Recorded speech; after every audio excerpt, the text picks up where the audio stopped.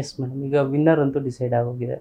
Runner ಕೂಡ Rakshita, second runner ನೀವು, third ಮತ್ತು ಫೋರ್ತು ಕಾವ್ಯ ಮತ್ತು ಧನುಷ್. ಧನುಷ್. ಕಾವ್ಯ ಅವರು ಥರ್ಡ್ಗೆ ಆ ಪೊಸಿಷನ್ಗೆ ಒಳ್ಳೇದು ಸೂಕ್ತ ಅಂತ ಅನಿಸುತ್ತೆ.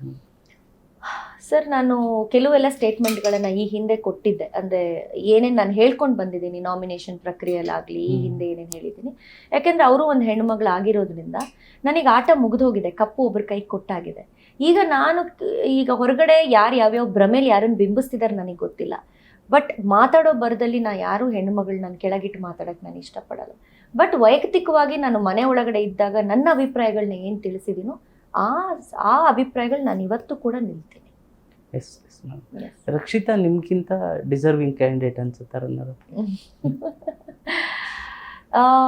ಸರ್, ಕೆಲವರು ಅದನ್ನು ಬೇರೆ ರೀತಿಲೇ ನನಗೆ ಹೇಳ್ತಾರೆ. ಮೇಡಮ್, ಅಲ್ಲಿ ಗೊತ್ತಿಲ್ಲ ನನಗೆ ಯಾವ ಒಂದು ಆಯಾಮದಲ್ಲಿ ಯಾವ ಒಂದು ಇದ್ರಲ್ಲಿ ತೊಗೊಂಡಿದ್ದಾರೆ ಅಂತ. ಬಟ್ ಇದು ವ್ಯಕ್ತಿತ್ವಗಳ ಆಟ ಸರ್. ನಾನು ಆಗಲೇ ಹೇಳಿದಾಗೆ ಇದು ಯಾವುದೂ ಕೂಡ ಇಲ್ಲಿ ಕಂಟೆಂಟ್ಗಾಗಲಿ ಕಾಮಿಡಿ ಆಗಲಿ ಇದಲ್ಲ. ಹಾಗಾದರೆ ನಾವೆಲ್ಲ ಯಾಕೆ ಬೇಕು ಬಿಗ್ ಬಾಸ್ಗೆ? ನಾವೆಲ್ಲ ಯಾಕೆ ಅಗತ್ಯ? ಒಬ್ಬರನ್ನ ಹೀರೋ ಮಾಡಬೇಕು ಅಂತಂದಾಗ ಅದಕ್ಕೆ ಕ್ಯಾರೆಕ್ಟರ್ ಆರ್ಟಿಸ್ಟ್ಗಳು ತುಂಬ ಜನ ಬೇಕಾಗ್ತಾರೆ. ಅವನು ಹೀರೋನೇ. ಬಟ್ ಇಲ್ಲಿ ಹಾಗಲ್ಲ. ಇಲ್ಲಿ ಪ್ರತಿಯೊಬ್ಬರು ಹೀರೋನೇ. ಈ ಮನೇಲಿ ಪ್ರತಿಯೊಬ್ಬರೂ ಅವ್ರದ್ದೇ ಆದಂಥ ಸಾಧನೆಗಳಿದೆ, ಹಠ ಇದೆ, ಎಲ್ಲವೂ ಇದೆ. ಅದೇ ಬಿಗ್ ಬಾಸ್. ಒಬ್ಬರಿಂದ ಬಿಗ್ ಬಾಸ್ ಅಲ್ಲ. ಬಟ್ ಇಲ್ಲಿ ಯಾವ ಆಯಾಮದಲ್ಲಿ ನೋಡಿ ಕಪ್ಪನ್ನು ಕೊಟ್ಟಿದ್ದಾರೆ ಏನು ಅನ್ನೋದು ನನಗೆ ಗೊತ್ತಿಲ್ಲ. ಸೊ ಅದು ಸ್ವಲ್ಪ ನನಗೆ ತುಂಬಾ ಗೊಂದಲ ಇದೆ. ಏನು ಬಿಗ್ ಬಾಸ್ ಆಟ?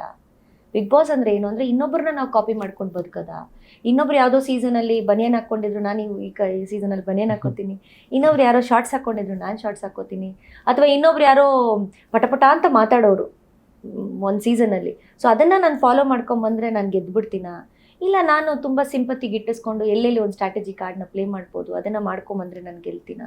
ಈ ಥರ ಮಾಡೋದ್ರಿಂದ ಬಿಗ್ ಬಾಸಾ ಅಥವಾ ನೈಜವಾಗಿರೋದೇ ಬಿಗ್ ಬಾಸ್? ಯಾಕೆಂದರೆ ಯಾವ ಮನುಷ್ಯನೂ ಕೂಡ ಏಳು ಬೀಳು, ಕೋಪ, ಸಿಟ್ಟು, ಹಠ, ದ್ವೇಷ ಇವು ಯಾವುದು ಇಲ್ಲದೆ ಒಂದು ಕಣ್ಣೀರು ಬರದೇ ಇದ್ದಂಥ, ಈಗ ನನಗಿಲ್ಲಿ ಒಂದು ಕಣ್ಣೀರು ಬಂದಿಲ್ಲ ಒಂದಿನ. ಬಟ್ ನಾವೆಲ್ಲ ಹತ್ತಿದ್ದೀವಿ, ಕುಣಿದಿದ್ದೀವಿ, ಸೋತಿದ್ದೀವಿ, ಗೆದ್ದಿದ್ದೀವಿ, ಪರ್ಚ್ಕೊಂಡಿದ್ದೀವಿ, ಊಗಿಸ್ಕೊಂಡಿದ್ದೀವಿ, ಆಟಗಳನ್ನ ಆಡಿದ್ದೀವಿ, ಗೆದ್ದಿದ್ದೀವಿ. ಇಡೀ ಮನೆಯಲ್ಲಿ ಜೀವಿಸೋದು ಅಂದ್ರೆ ಎಲ್ಲ ಮಾಡಬೇಕು ಸರ್, ಅದು ಜೀವಿಸೋದು ಅಂತಂದ್ರೆ. ಬಟ್ ಇದು ಯಾವ ಆಟ? ಹೇಗೆ ನೀವು ಯಾವುದನ್ನ ನೀವು ಪರಿಗಣನೆಗೆ ತಗೊಳ್ತೀರಿ? ಮತ್ತು ಅದಕ್ಕೂ ಮೀರಿ ನಾವು ಹೊರ ಜಗತ್ತಿಗೆ ಬಂದು ಇವೆಲ್ಲ ಕೇಳುವಾಗ ಜಾತಿ, ಧರ್ಮ ಅಂತೆ, ಪಂಗಡ ಅಂತೆ, ಬಡವ ಅಂತೆ, ಶ್ರೀಮಂತ ಅಂತೆ, ಯಾವುದ್ರ ಇದೆಲ್ಲ ಯಾರು ಹೇಳಿದ್ರು? ನಾವಲ್ಲಿ ಒಬ್ರಿಗೊಬ್ರು ಒಂದೇ ತಟ್ಟೆಯಲ್ಲಿ ತಿಂತೀವಿ ಸರ್. ಅಲ್ಲಿ ನಿಮಗೆ ಗೊತ್ತು ಬಿಗ್ ಬಾಸ್ ಅಲ್ಲಿ ಹೇಗಿರುತ್ತೆ ಅಂತ.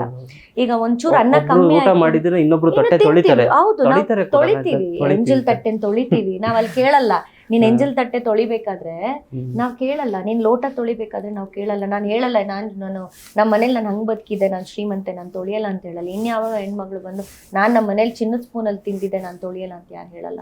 ಎಲ್ಲರೂ ಬಿಗ್ ಬಾಸ್ ಮನೇಲಿ ಒಂದೇ. ಹಾಗಾಗಿ ಇಲ್ಲಿ ಬಡತನ ಶ್ರೀಮಂತ ಅನ್ನೋದು ಖಂಡಿತ ಇಲ್ಲ. ದಯವಿಟ್ಟು ಯಾರೂ ಕೂಡ ಬಡತನ ಅನ್ನೋದನ್ನ ಅದನ್ನೊಂದು ಸ್ಟ್ರಾಟಜಿ ಕಾರ್ಡಾಗಿ ಬಳಸ್ಕೊಬೇಡಿ. ಬಡವ್ರ ಮಕ್ಕಳು ಬೆಳಿಬೇಕು ಸರ್, ಎಲ್ಲ ನಮ್ಮನೆ ಮಕ್ಕಳೇ, ನಾವು ರೈತರ ಮಕ್ಕಳೇನೆ.